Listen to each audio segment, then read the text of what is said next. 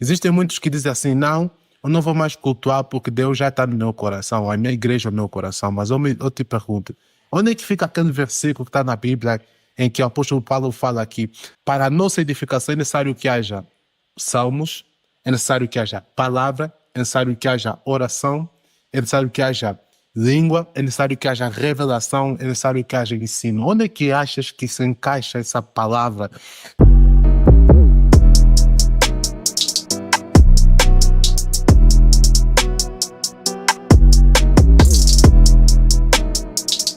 Ora viva, sejam todos bem-vindos ao nosso canal. Para quem não me conhece, já precisa meu nome. Nós estamos aqui para trazer uma palavra de Deus para poder abençoar a sua vida. E desde já, no episódio de hoje, nós vamos falar sobre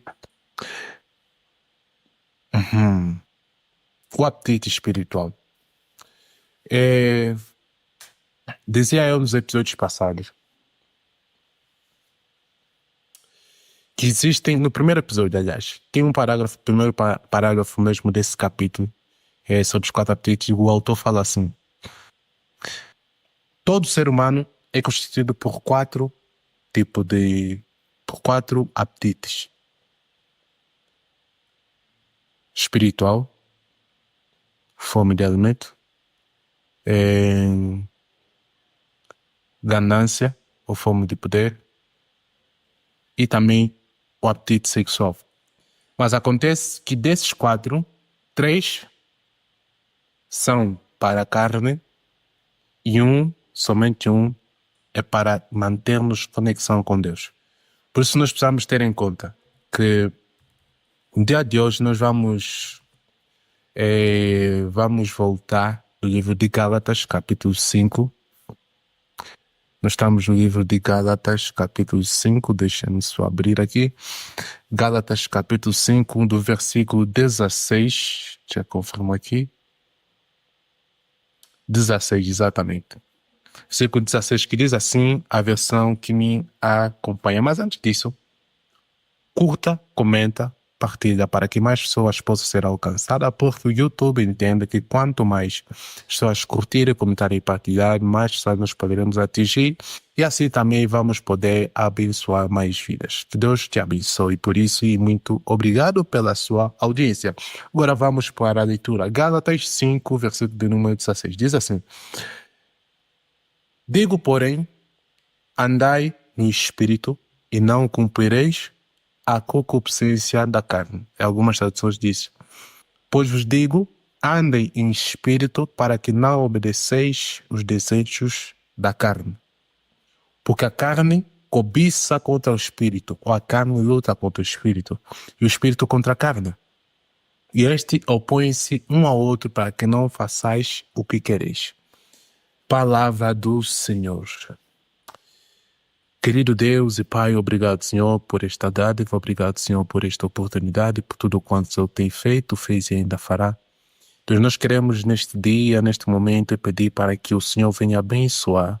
O Senhor leve essa palavra às pessoas certas e de tal maneira que ela possa produzir também, Senhor, ao abrir a minha boca, frutos que vão dar, são sementes que vão dar, ou lugar a frutos que o Senhor vai usar para dar mais vidas a outras coisas e pessoas. Por isso, no nome de Jesus, Pai, nós te pedimos, venha dominar sobre esse momento.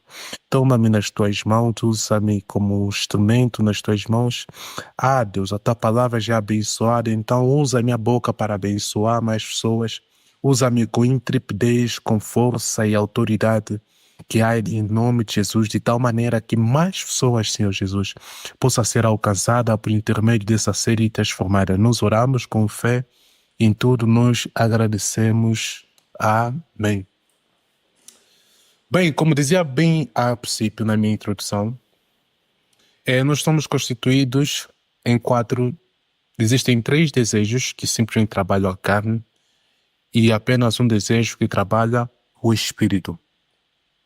Por isso nós precisamos ter em conta que a natureza que lidera a nossa vida vai ser determinada pela natureza dos conteúdos que nós consumimos, seja visualmente,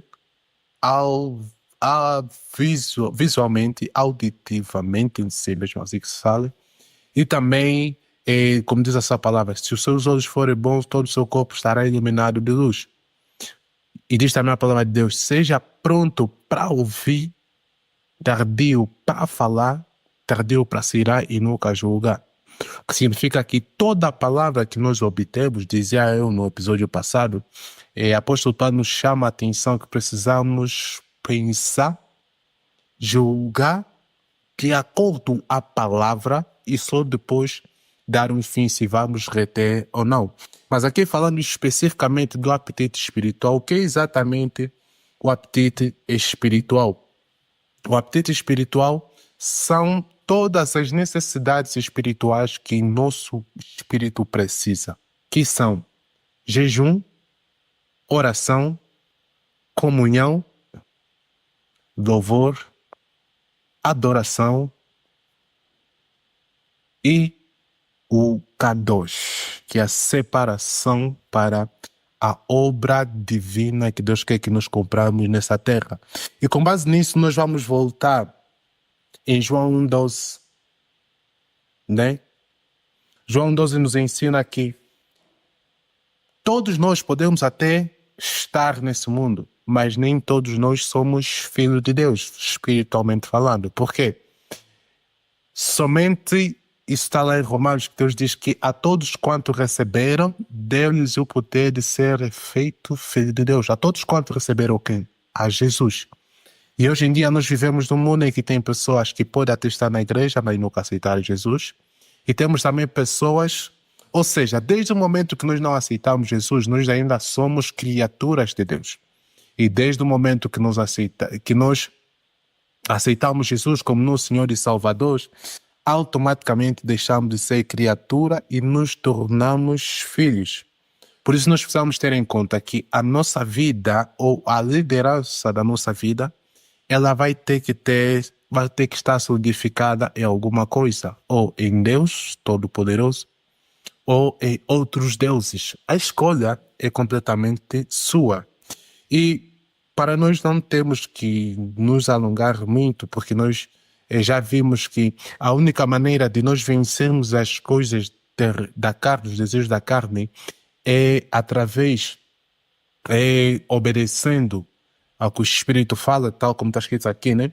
Andar em Espírito para não cumprir os desejos da carne. Nós percebemos que existem comportamentos ou hábitos que fazem com que nós andemos ali, que são, primeiramente, a oração. O que é a oração? A oração, de forma muito simples, é falar com Deus. O que é falar? Falar é um diálogo. Mas eu quero dividir aqui a oração em 2 pontos. Ora, ação. O apóstolo Paulo chama a atenção a Timóteo dizendo o seguinte, acredito que está no livro no capítulo 3, acredito isso. Diz assim, a fé sem obra é morta. Por que eu estou a dividir a oração em 2 partes, em ora e ação? Ora porque tem a ver com oratória, que é você falar, e também quero abrir aqui o parênteses, quando nós oramos, nós falamos e também devemos deixar Deus responder. E isso quer dizer o quê? Dizia eu, algo que eu aprendi com o Dr. Miles Monroe e também está no livro Deus Ainda Falar Conosco, a oração é um diálogo em que você deve falar e depois você deve ter que parar para ouvir. E acredito que eu me aprofundo muito sobre isso no livro Deus Ainda Falar Conosco, mas a seu momento nós teremos lá sair. Então nós precisamos entender uma coisa, quando nós oramos, nós apresentamos a Deus as nossas petições. Como diz a palavra de Deus lá em Filipenses, que apresentei a Deus as vossas petições com súplicas e ações de graças, para que vocês não possam andar ansiosos por coisa alguma. Então, quando nós oramos, nós apresentamos a Deus aquilo que nos aflige. Mas uma vez que nos apresentamos a Deus, nós precisamos estar atentos para ouvir o que é que Deus quer falar para nós. Isto é que é a oratória que eu quero abrir aqui. Agora, ação. Toda a palavra liberada no mundo espiritual ativa alguma coisa. mas para manifestar no físico você precisa caminhar nesta direção. Por isso que eu dividi a oração em duas partes. É que você vai falar com Deus, você vai ouvir de Deus e você vai andar na direção diz que você quer estar a orar. Senão nada vai mudar na sua vida, nada vai acontecer. O segundo ponto que nós queremos tocar aqui é sobre o que realmente, como alimentar, como saciar-nos espiritualmente, é o jejum. Existe muita gente que fala que eu não posso jejuar por questão de problema de estômago, existem pessoas que falam que não pode jejuar por N motivos. Mas a verdade é que a Bíblia coloca um imperativo, ou Jesus coloca um imperativo, ele não te dá possibilidade de escolha. Ele diz, quando tu jejuares, não faça como os fariseus. Então perceba uma coisa, se você não tem o hábito de jejuar e orar, você não vai conseguir viver o extraordinário de Deus. Porque somente através do jejum e oração nós vamos conseguir romper barreiras que não era possível romper de uma forma normal. E este livro aqui, ele apresenta, deixa eu só procurar aqui, acredito que é na página 58, 57, 58, nós encontramos aqui uma figura, encontramos aqui esta figura, que ele define, quando nós oramos, geralmente, o que acontece? Nós não conseguimos romper com as barreiras que limitam a nossa oração de chegar a Deus, mas quando nós jejuamos, nós temos um acesso.